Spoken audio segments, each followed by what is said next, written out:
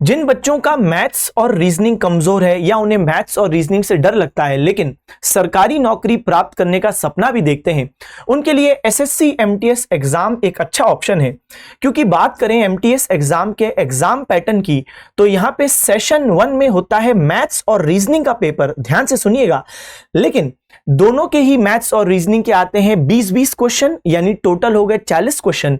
समय मिलता है 45 मिनट, लेकिन कोई नेगेटिव मार्किंग नहीं है।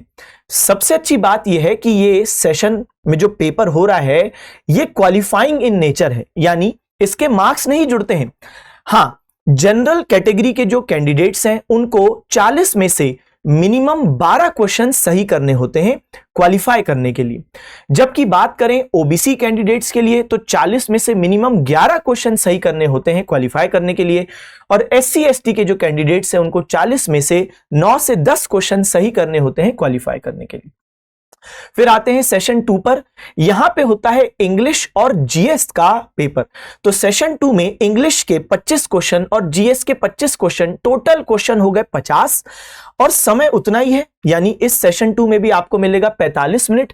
लेकिन यहां पे नेगेटिव मार्किंग होती है, यानी यहां पे आपको थोड़ा सतर्क रहना पड़ेगा, सावधान रहना पड़ेगा, नेगेटिव मार्किंग है।